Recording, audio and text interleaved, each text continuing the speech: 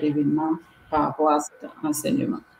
Donc, sans plus tarder, nous allons réintroduire Philippe qui était là ce matin avec une très belle, très magnifique présentation et qui revient encore pour présenter Bien maîtriser Azure, Data Studio et les notebooks.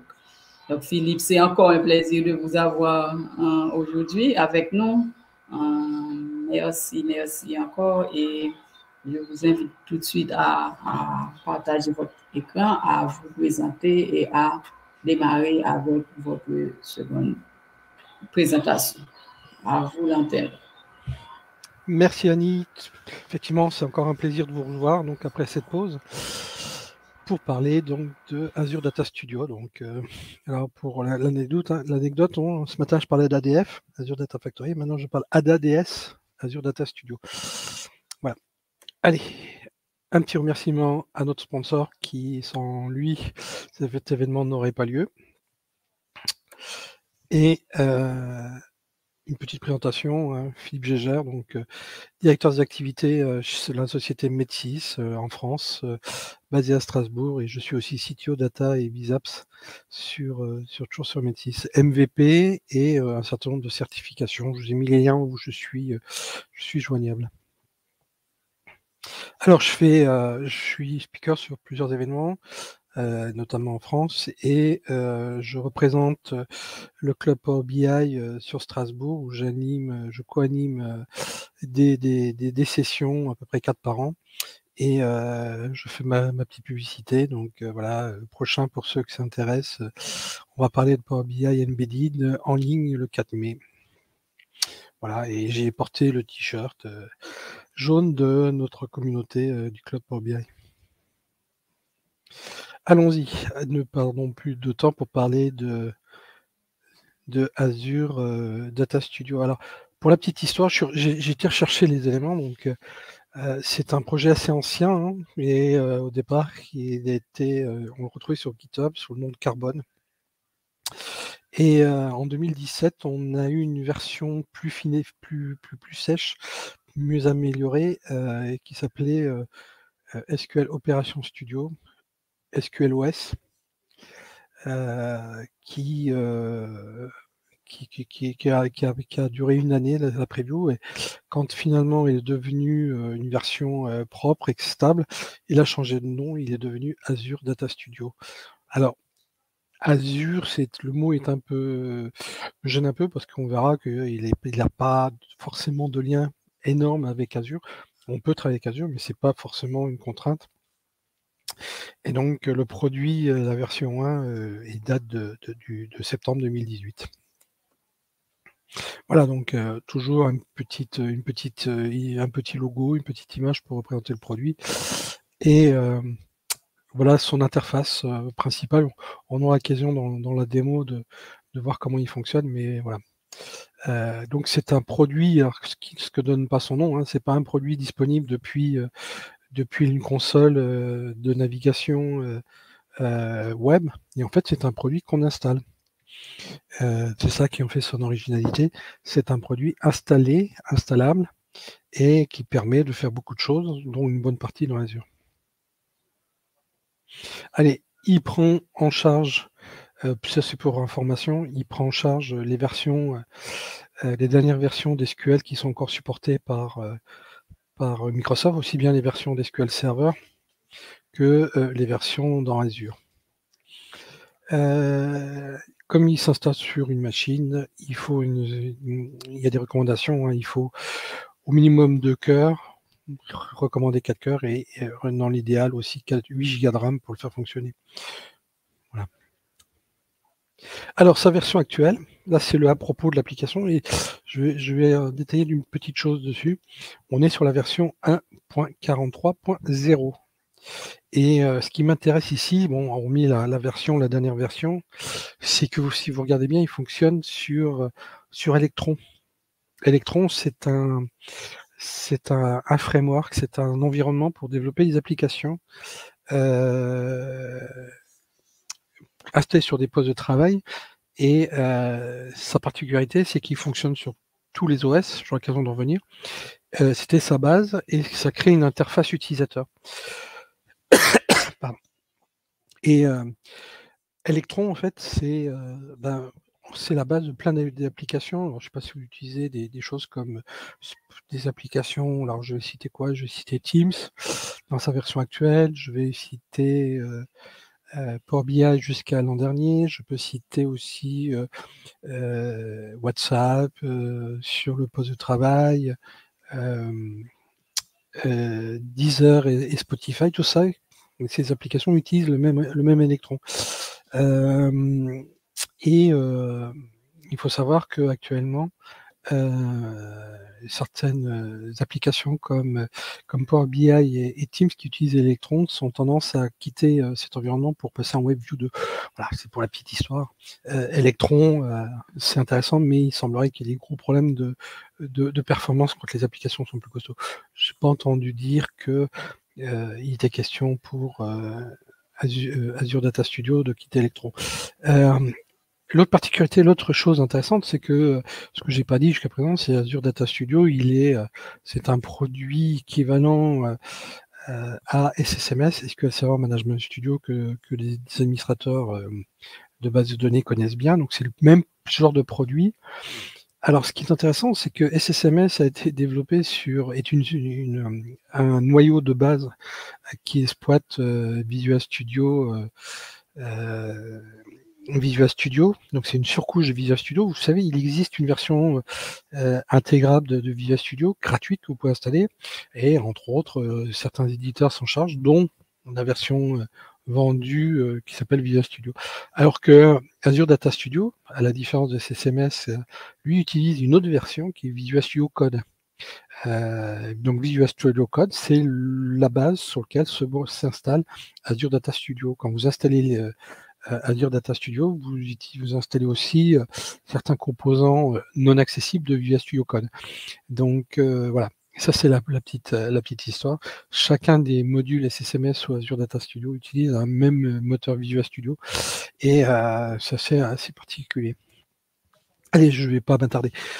Je vous ai dit qu'il fonctionnait avec Electron. La particularité d'Electron, c'est qu'il permet de développer des applications multiplateformes et effectivement, on peut profiter comme ça d'installations sous Windows, sous macOS, à savoir tous les types de processeurs, et sous Linux aussi, avec plusieurs packages de déploiement, Debian, RPM ou compressé.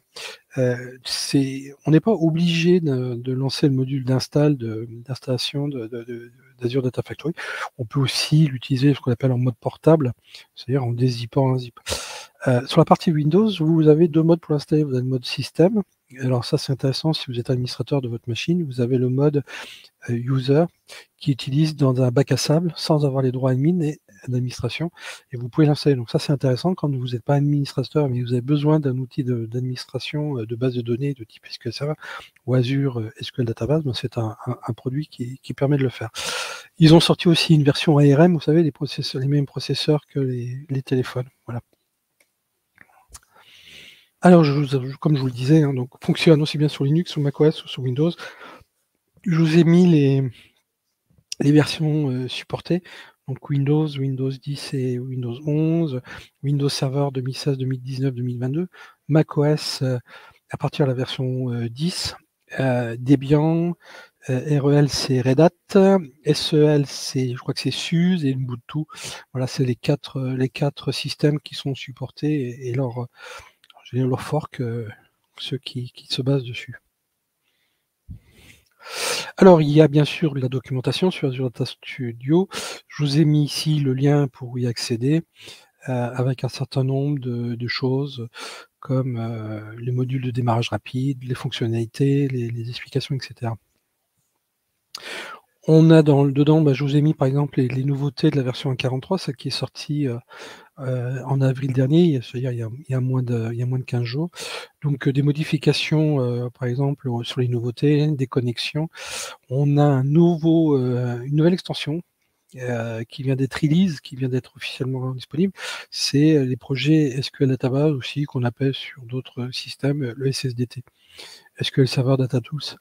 Il y a des nouveautés sur l'explorateur d'objets, et au niveau des requêtes. Et puis, bien sûr, toute version, on veut aussi la correction de bugs, pas mal de connexions, Dataverse, etc. Bon, je ne vais pas les détailler ici. On retrouve aussi des explications à travers un blog. Alors c'est dans le blog de Microsoft consacré à SQL Server, où on peut filtrer les recherches sur le produit Azure Data Studio. Alors toutes les versions ne sont pas forcément documentées, si vous regardez bien, hein, on a à peu près une par mois et on a un article tous les 2 ou 3 mois pour reprendre de quoi il s'agit. Voilà, alors c'est un produit, à la différence de SSMS, qui lui est open source, c'est-à-dire que vous pouvez très bien récupérer les sources. Il y a un projet GitHub dans le repository Microsoft Azure Data Studio. Et voilà, donc vous pouvez récupérer, vous pouvez même compiler, etc. Voilà, je vous ai mis la page et en dessous, je vous ai mis donc le détail, le README, qui reprend par exemple l'ensemble des liens de téléchargement. Il existe une version Insider pour ceux qui veulent être en avance. Et voilà un petit peu les principaux éléments qui mettent que Microsoft met en avant sur l'intérêt du produit. Et je vous réserve en fin de session une petite information pour savoir quand est-ce qu'il vaut mieux utiliser Management Studio par rapport à Azure Data Studio. Alors ses principales forces, ses principaux avantages et ses principales caractéristiques, je vous ai déjà mis 5 pour résumer, mais je vais les détailler encore un peu plus, et puis surtout je vous en ferai une démo. Donc, un éditeur de code SQL avec l'IntelliSense, ça ne bouge pas par rapport à SSMS. Vous avez par contre plus de facilité à gérer des extraits de code et à pouvoir les récupérer. Des tableaux de bord personnalisables, aussi bien côté serveur que côté base de données. Un terminal intégré. Ça, on avait du PowerShell SQL avant, mais ça n'existe plus, alors que là, on verra qu'on peut profiter de cette fonctionnalité. Et surtout, sa grande force, c'est la possibilité d'ajouter des extensions, d'en développer, d'en rajouter. Et là, il y a effectivement un gros travail qui a été fait. Alors, côté application, donc sa force, c'est les tableaux de bord. Alors, tableau de bord, aujourd'hui, j'ai l'impression que Microsoft est un peu en déshérence, parce que c'est plus vraiment là-dessus que Microsoft travaille sur son produit. En tout cas, je vous ai dit, c'est les extensions. Son mode terminal intégré, pour pouvoir passer en ligne de commande un certain nombre de commandes. Le choix de thème. Management Studio a un nombre de thèmes très limité. Là, on a quand même beaucoup plus de possibilités. On dispose du mode sombre. Le système de gestion de projet, le système de code source Git. On va voir qu'on peut faire beaucoup de choses, on va tout pouvoir faire en Git, alors que c'est beaucoup plus compliqué avec Management Studio, je crois que même ça n'est plus supporté. On a un volet tâches que je détaillerai, et puis surtout le nouveau projet base de données qui avant une nécessité Visual Studio. Maintenant on a un produit unique qui fait les deux. Au niveau de l'éditeur de requêtes, on a la visionneur de graphique, ça je vous le détaillerai. On pourra exporter, je vous montrerai aussi comment on fait. C'est la gestion en notebook. Et on va enregistrer, la possibilité d'enregistrer des requêtes pour le récupérer sous forme d'extrait de code. Et bien sûr, l'affichage de plans d'exécution. Au niveau administration, on a des outils d'administration qui ont été rajoutés au fur et à mesure du temps, donc on peut facilement maintenant faire des backup restore. On peut gérer les clusters Big Data, c'est d'ailleurs le seul outil qui permet de les gérer, à ma connaissance. On a bien sûr l'accès à l'agent et au profiler. Allez, je vous fais une première démo, une première démonstration là-dessus, et voilà l'interface. Alors voici l'interface. Alors j'ai supprimé il y a une page de bienvenue, je l'ai retirée, je viens de voir ça.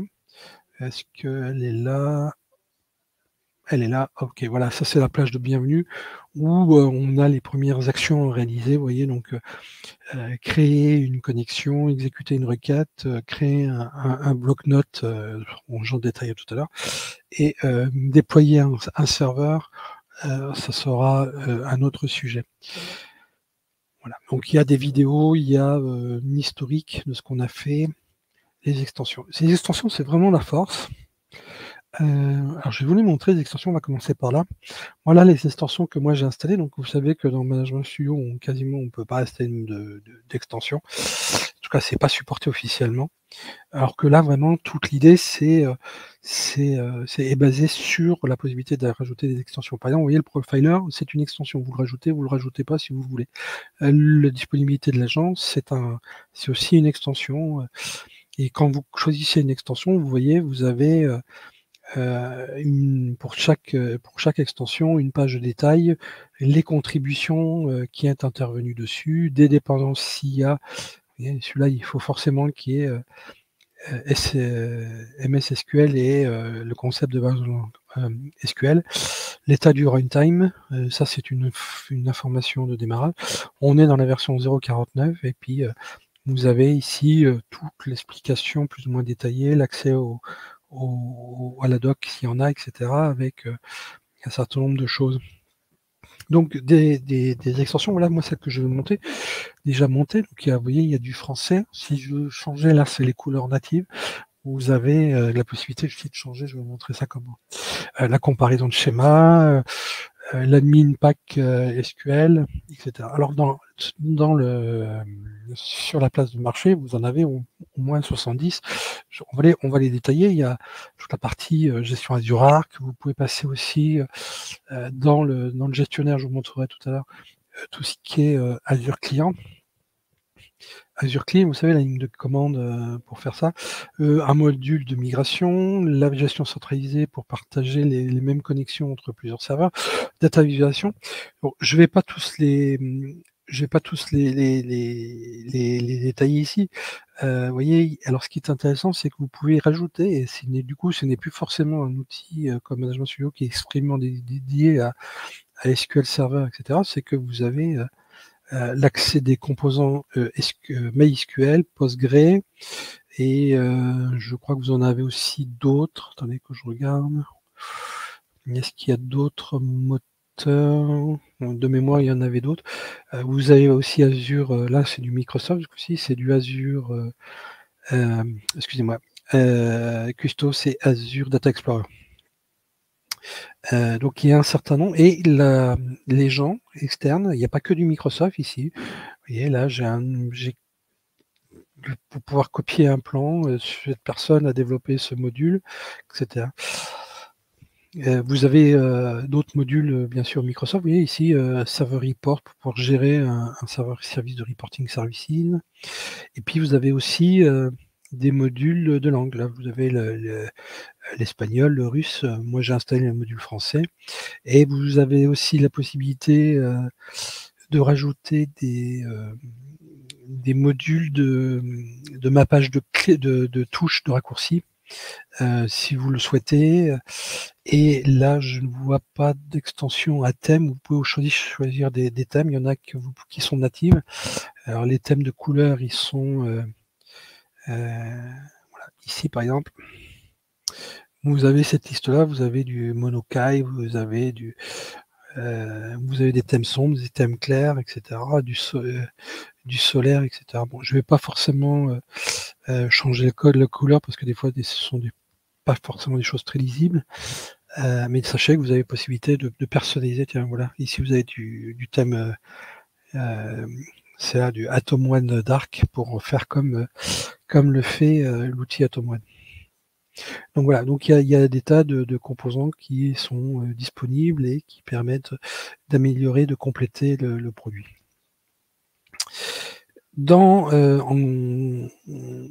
En plus de cette partie, là, vous avez en bas, vous avez l'écran de tâches. Alors, il y a plusieurs choses. Vous avez l'affichage de problèmes. Tout à l'heure, j'avais fait un test et je n'étais pas sur la bonne base de données. Vous avez vu, il m'a rappelé les erreurs.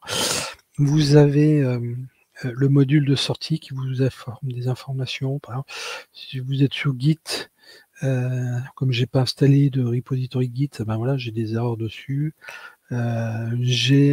Chaque module peut avoir son propre journal, ses propres écrans de sortie.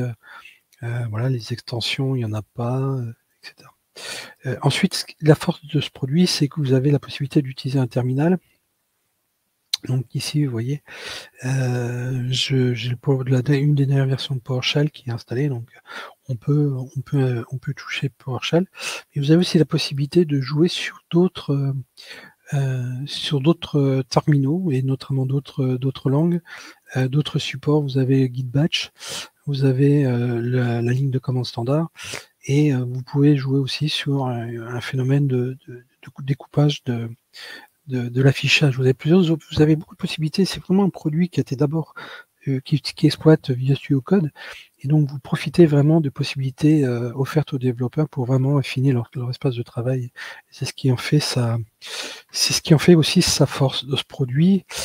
Voilà. Au niveau de on a l'historique des requêtes ici, par exemple. J'ai un module que j'ai installé qui permet de voir l'historique de requêtes, et voici toutes les requêtes que j'ai pu passer depuis que j'ai ouvert. Et puis un module de tâches. L'environnement de travail, c'est forcément ici. Et ici, vous avez ensuite un menu en haut avec les onglets. En fait, c'est une barre d'onglets pour les différentes fenêtres que je peux manipuler. Ici, bien sûr, vous reconnaissez ici l'écran pour Git. On peut, là, c'est pas le cas, j'ai pas initié, mais je peux gérer du code GitHub ou autre pour pouvoir m'en servir. Et enfin, ce que je vais détailler, je détaillerai les autres icônes ici, bien sûr. Ici, j'ai la partie connexion. Alors, on en a deux espaces. Ici, c'est toutes mes connexions Azure. Je parle bien de connexion Azure, comme je me connecte au portail pour exploiter toutes les ressources. Donc, si j'ouvre ici, je vais retrouver tous les abonnements dont je dispose. Et en ouvrant les abonnements, je vais retrouver les ressources détaillées.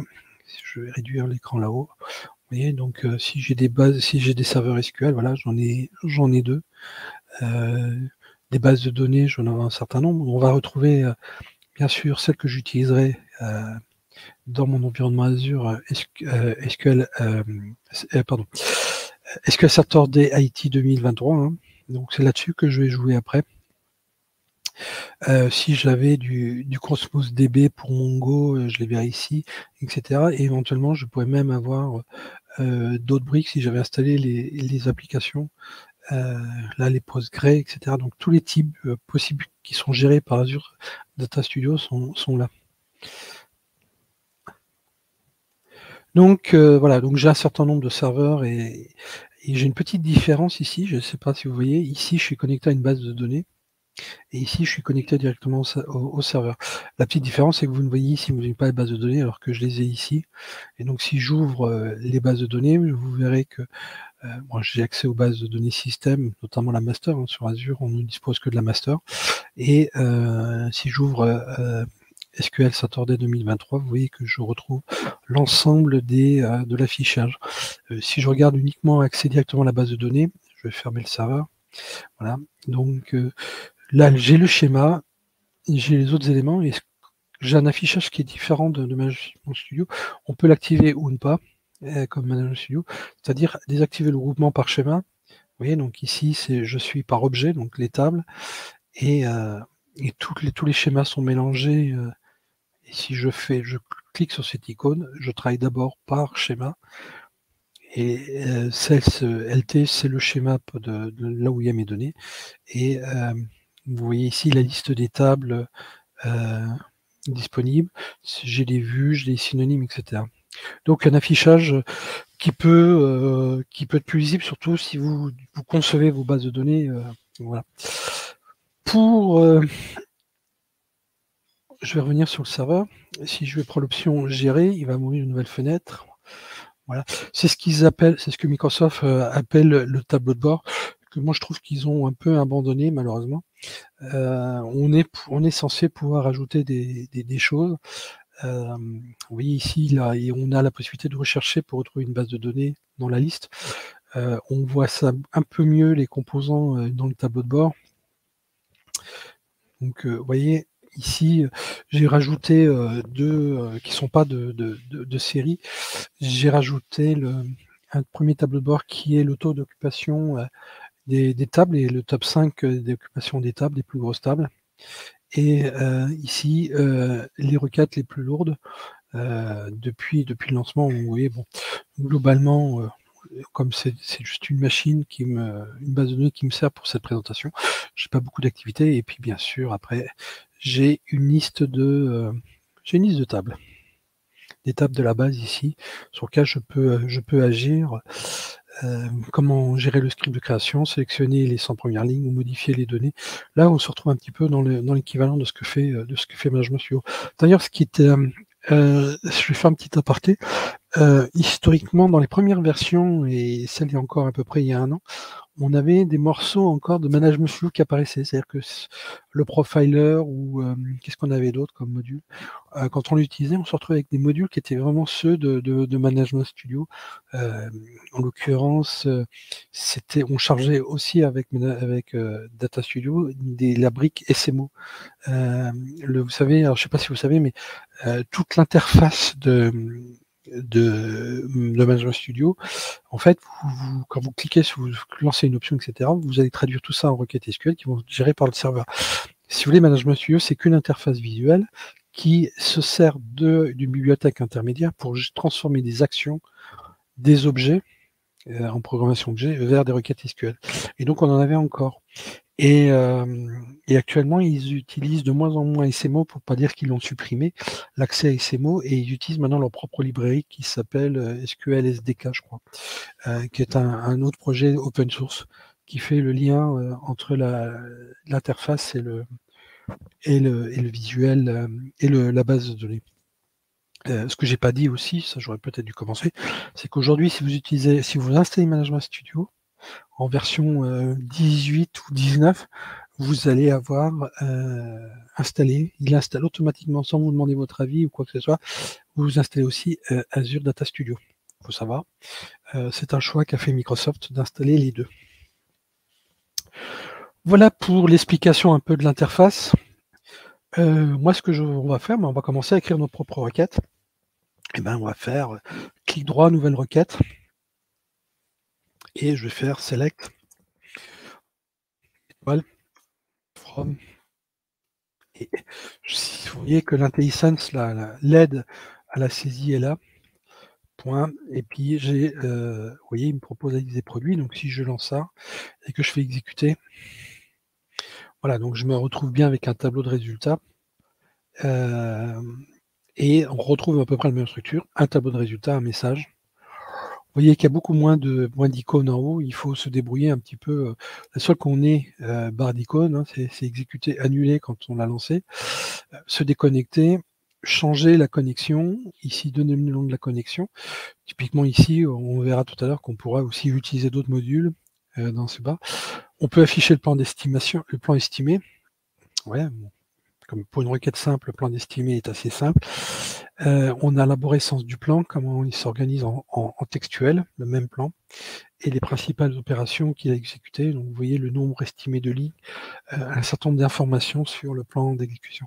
Et là, vous voyez que c'est vraiment des modules qui ne sont plus des modules de Management Studio, même s'ils ressemblent beaucoup. Voilà. On va réécrire la requête un peu différemment, si vous voulez, parce que je vais vous montrer autre chose. Size, virgule, count étoile. Je vais compter le nombre de produits en fonction des tailles. Et bien sûr, on rajoute le groupe by size. Donc, en fonction de la taille des produits, on va voir combien il y en a et je vais exécuter ça.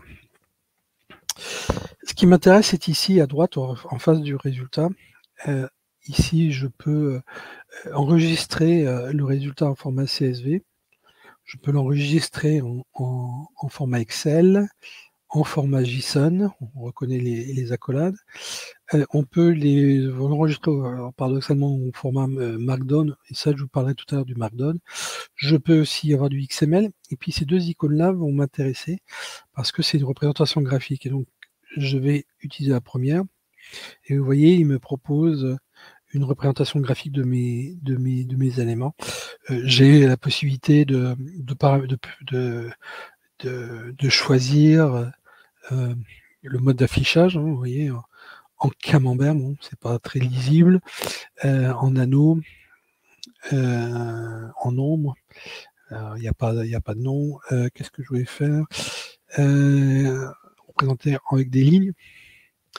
Mais en fait, je vais rester quand même sur mon histogramme, et ce que je veux, c'est qu'il soit non plus vertical. Voilà, une distribution verticale du résultat.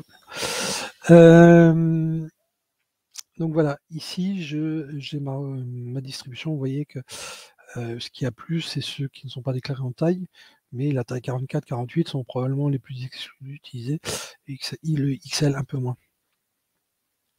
Donc ici, je peux mettre, changer l'étiquette, choisir comment j'organise tout ça, etc.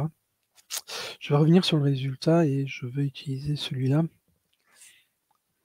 On a un autre module de visualisation qui est beaucoup plus performant. Je vais pas le détailler. Il offre beaucoup de possibilités. C'est quelque chose qui s'appelle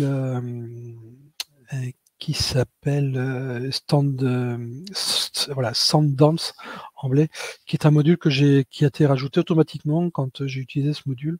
Donc ici, j'ai des exemples dans les slides un peu plus poussés de ce qu'offre le produit.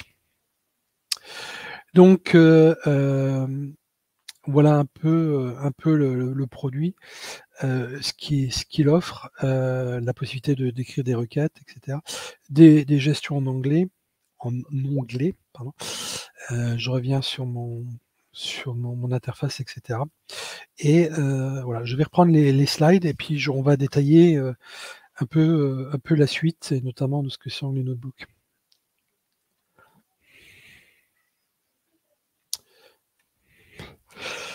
Allez, alors, je l'ai plus ou moins dit, là c'est un vieil écran, mais sachez que on a la possibilité de fonctionner avec du PowerShell. On a une extension PowerShell qui permet donc d'interagir avec toutes les options de PowerShell, etc. Donc vous pouvez comme ça, notamment avec la disparition d'ISE, l'interface qui n'est plus disponible, vous pouvez utiliser ce produit pour faire du PowerShell, alors que vous pouvez aussi le faire dans Visual Studio Code. Hein. Je ne vais pas dire, c'est à peu près les mêmes modules, donc c'est compatible.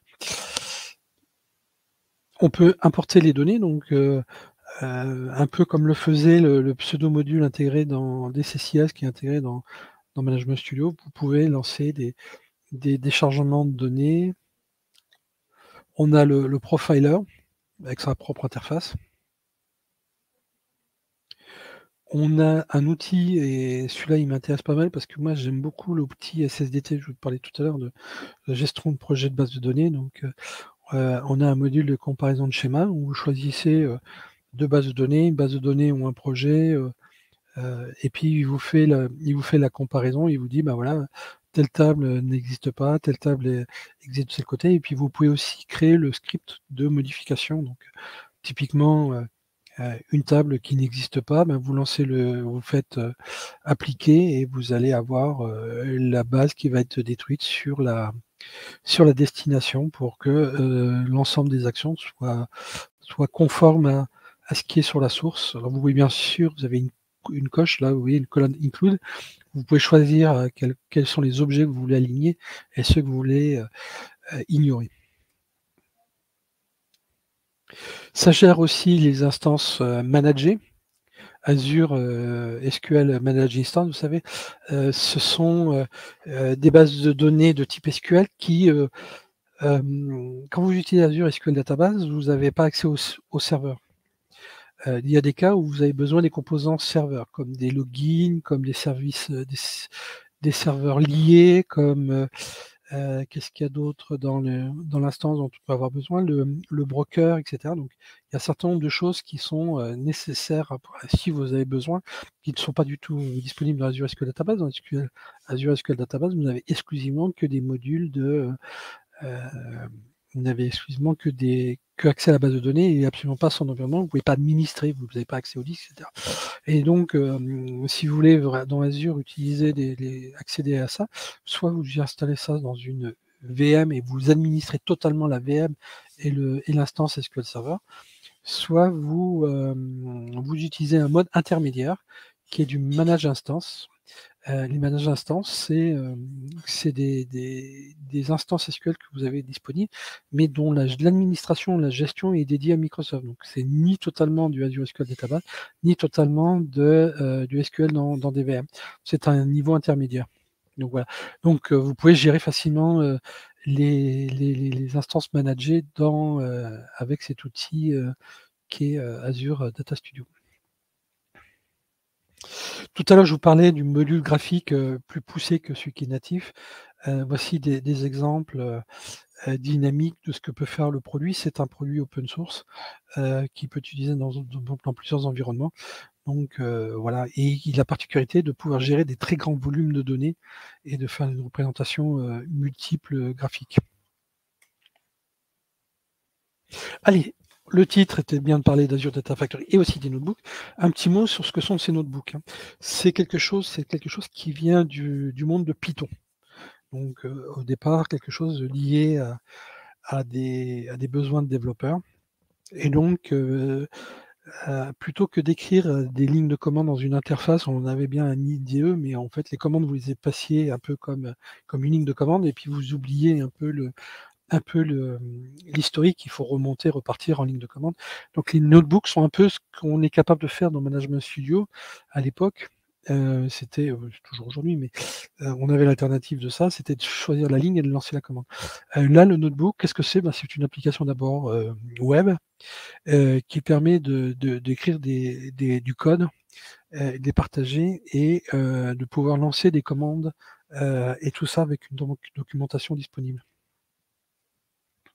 Alors, qu'est-ce que permet les notebooks Jupyter déjà, c'est tout ce qu'on peut faire du traitement de la donnée. Vous avez le mode SQL, le mode Python. Donc, c'est le genre de choses, vous allez pouvoir nettoyer des données. On va les trouver souvent y compris un mode où vous pouvez exécuter des notebooks de manière planifiée. Ce n'est pas forcément que du mode interactif. Une fois que vous l'avez fini, vous pouvez planifier. Donc, on peut imaginer des scénarios de nettoyage de données, des transformations, simulation numérique, faire de la modélisation statistique, la visualisation de données ou des modules de machine learning. Sa documentation, initialement dans Azure Data Factory et l'implémentation de Jupyter, faisait qu'on était obligé d'utiliser les règles de codage de la chose en utilisant des caractères spéciaux. On était en mode texte simple, comme un éditeur de texte, et on mettait certains éléments particuliers dans le texte, et ça faisait afficher. En fait, il y a un traducteur du langage Markdown en HTML. Alors, par exemple, si vous mettez un dièse en début de ligne et un blanc, ce qui suit sur la ligne, ça signifiait qu'on faisait du HTML titre niveau 1. Et donc, quand on sortait de l'éditeur Markdown, alors c'est valable dans GitHub aussi, c'est pas une invention. On retrouve aussi ça dans WhatsApp, par exemple, je sais pas si vous avez vu, mais vous tapez deux étoiles entre du texte, ça le met en gras, ou underscore, ça met le souligné bas, ça met en italique le texte. Donc sachez que c'est pas propre à Markdown, on le retrouve un peu partout, c'est un processus de documentation assez largement disponible dans le mode notamment open source. Donc 2 dièses espace signifie qu'on va mettre le titre en niveau 2, 3, 4, 5, 6, 6 dièses pour le niveau. Donc 2 étoiles pour mettre du gras, un underscore, du texte entre underscore signifie mettre en italique, mettre des tirets. Vous mettez des tirets les uns derrière les autres ou des plus, si vous mettez des plus, des underscores, ça signifie que vous voulez mettre un alinéa. Si vous mettez tabulation suivi d'un tiret, ça permet de mettre un sous-niveau. Tout ça, ça se transforme, vous l'avez bien compris, en UL, pour ceux qui ont l'habitude de faire du langage HTML. Si vous mettez des numéros, quelque chose, point, même si vous mettez un point sur les différentes lignes, le système fera 1, 2, 3, 4 et saura le gérer tout seul. Vous mettez entre crochets du texte et entre parenthèses une ligne HTML et vous allez pouvoir mettre un lien. Vous avez d'autres éléments, je ne les ai pas mis là, hein, on a plein d'autres. On peut mettre préciser qu'on veut une ligne horizontale de séparation, on peut y mettre des liens sur des images à inclure, des citations du code source, donc du tableau, des équations mathématiques. Donc sachez que tout ça, il y a sur leur propre code. Là, j'ai voulu faire simple, etc. Alors, ce Markdown, maintenant, dans Azure Data Studio, n'est plus forcément, puisqu'on a un module qui le fait. Mais on va quand même regarder ça. Voilà. Allez, une petite démo sur cette partie notebook, et puis on va détailler ça. Alors, hop, je reviens sur mon outil. Ici, je ne sais pas si on va regarder, donc on pouvait regarder le plan estimé, comme je vous ai dit, on peut voir le plan, activer le plan réel, parser pour vérifier si le code est bon, activer le mode SQL CMD, bon ça me demanderait, c'est un mode qu'on retrouve dans Management Studio qui demanderait un peu plus d'explications, mais on va exporter ça en notebook. Voilà. Ici, maintenant, je suis dans un notebook, vous voyez, je suis dans une nouvelle interface, et en fait, c'est une collection de cellules. Là, je vais rajouter une cellule de type code. Code ici SQL. Et sales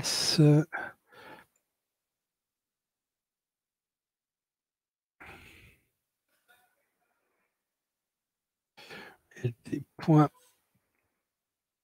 Alors, il est sensitif, j'ai oublié. lt. Product. Le nom de produit. Et je vais rajouter une nouvelle cellule. Donc, c'est donc les notebooks. C'est une collection de cellules. Et vous avez deux types, soit des cellules de code, soit des cellules de texte. Et dans le but, c'est de pouvoir mettre du texte ici, texte de documentation. Bon, avec toutes les fautes de frappe que ça représente. Voilà. Ici, vous pouvez le mettre en gras, etc. Maintenant, on a une interface qui le fait, mais rien ne vous interdire ici d'utiliser le mode Markdown. Et ici, le gras a été mis en place. Si je fais dièse, merci pour mettre en niveau 1, etc.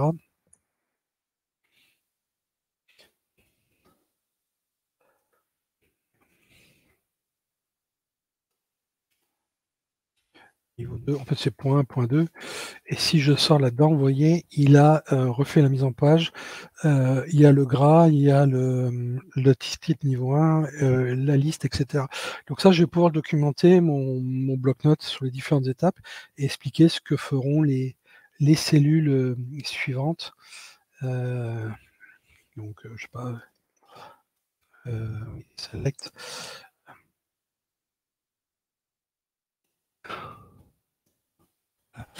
Exemple, voilà du texte. Et chaque module peut être exécuté.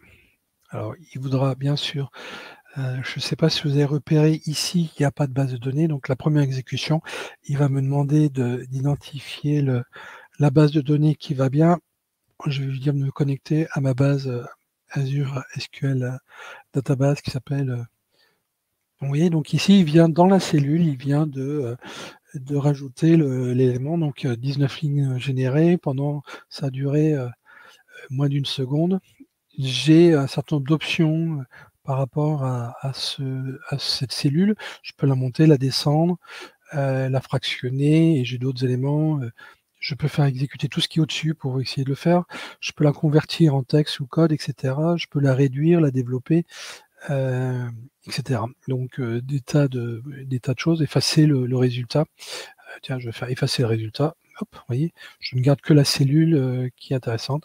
J'ai d'autres options ici pour l'ensemble de tout le bloc-notes. Maintenant, si je veux exécuter le count, voilà, il me l'a compté. Et si je veux faire exécuter la version, ici, si j'agrandis, et donc je suis bien sur du SQL Azure. Et bien sûr, je ne peux pas exécuter de la documentation à titre juste d'information. Et je récupère ici tous les petites icônes de pouvoir faire des exports en format ou afficher les éléments graphiques.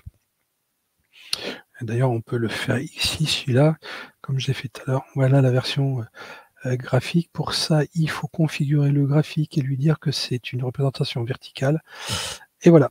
Donc, vous voyez ici dans le bloc-notes, c'est vraiment fait pour préparer les données, les nettoyer, regarder, générer des nouvelles requêtes, etc. Cela ne nécessite pas, ne fonctionne pas qu'avec du SQL. On a aussi la possibilité de lancer des blocs-notes en Python. Donc tout le code, au lieu de l'écrire en SQL, ce sera du Python, ou la même chose en bloc-notes, mais avec des commandes PowerShell. Donc voilà. Donc c'est plutôt un environnement plutôt, comment dire, polymorphique, si vous voulez, puisqu'on peut travailler aussi bien faire cohabiter des notebooks pour développer du code en SQL, en Python ou en PowerShell dans le même environnement. Et je finirai ma petite présentation par une petite chose qui existe. Moi, j'adore, quand je conçois mes bases de données, j'utilise SDT, SQL Server Data Tools, qui s'appelle aussi, Microsoft a tendance à le renommer les projets bases de données. L'idée, c'est de pouvoir concevoir des bases de données en mode juste déclaratif. Je vais vous montrer un peu, par exemple, la table produit, ici. La table produit, il ressemble à ça. Et si, par exemple, je veux rajouter une nouvelle colonne,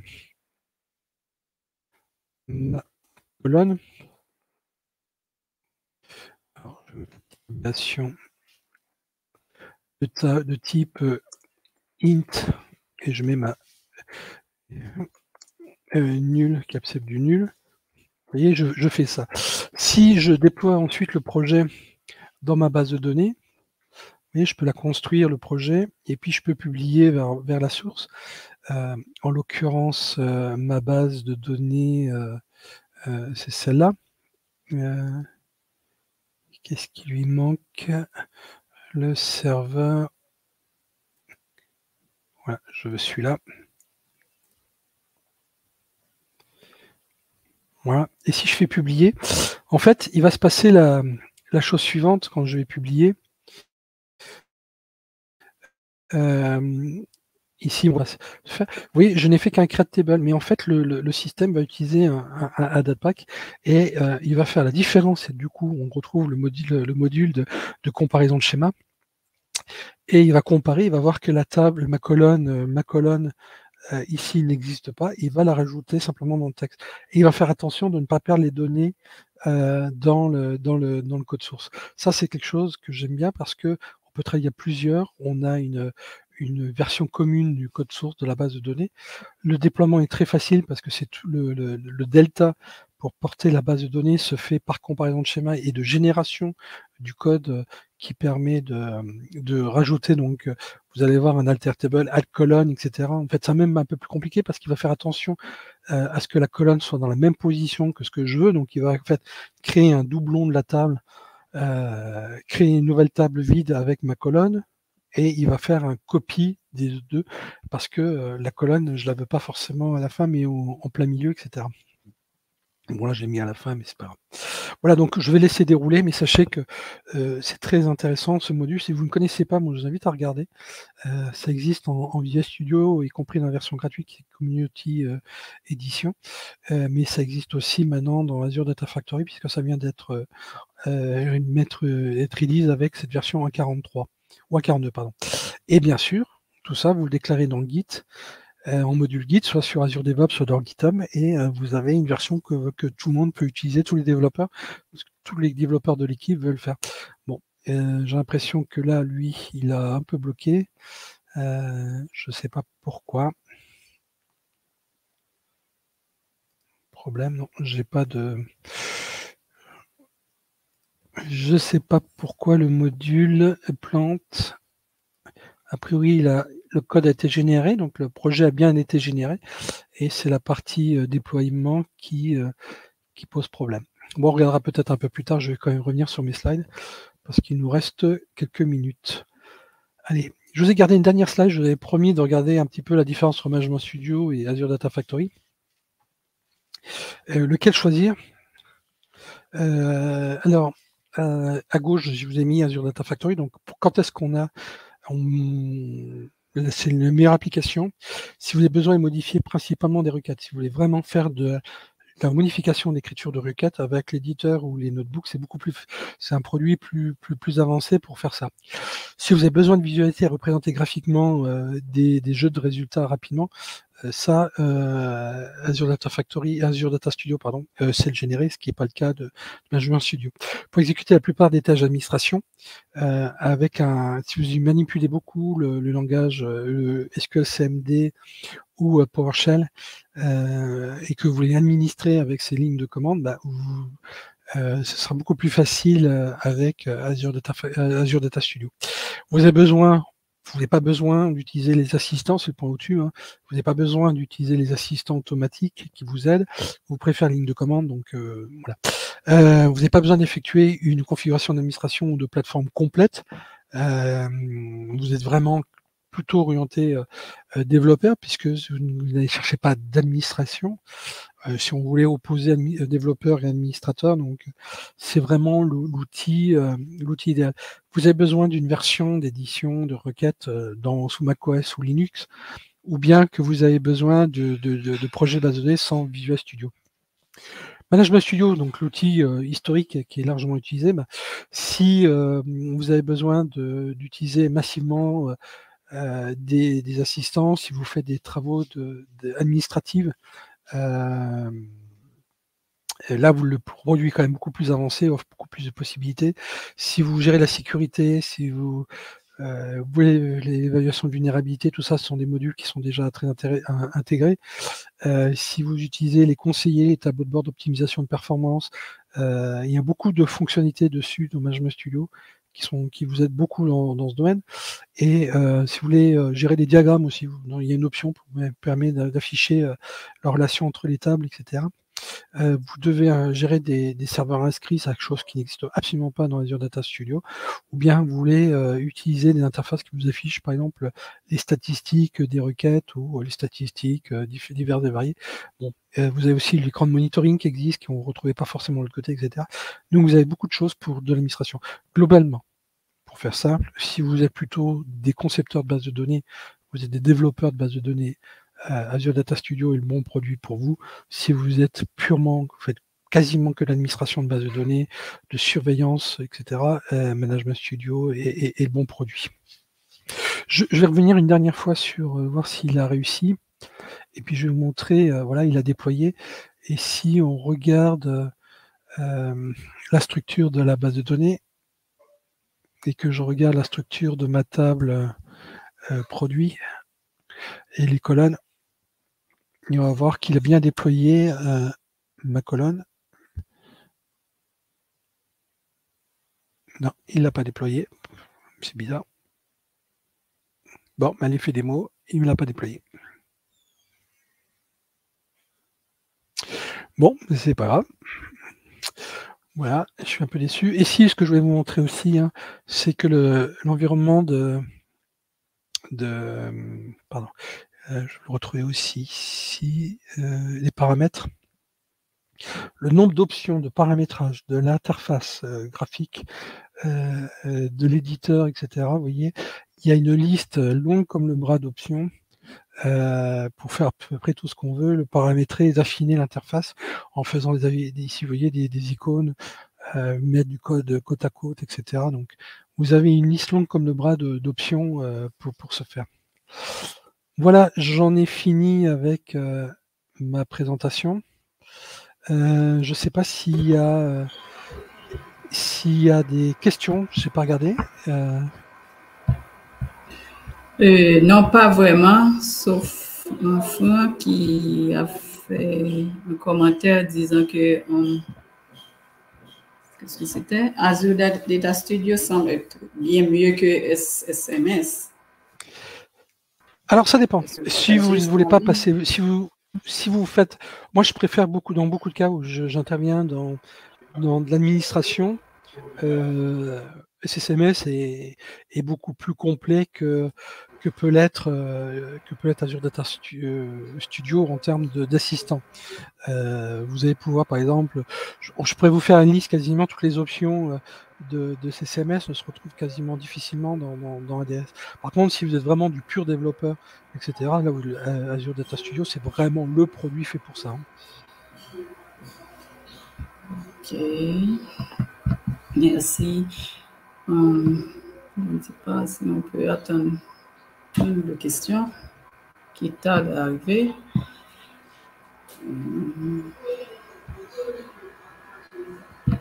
Après, c'est que du monde qui remercie comme nous. C'était vraiment une excellente présentation. Comme toujours, moi, je suis déjà nostalgique à vous attendre l'an prochain parce que... Pourquoi pas? Pourquoi pas? Ce sera avec plaisir. C'est vraiment très intéressant.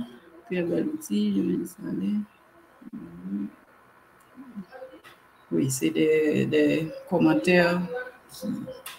On peut enregistrer ce serveur, il est classé par catégorie. C'est une question qui demande est-ce qu'on peut enregistrer ce serveur et les classer par catégorie.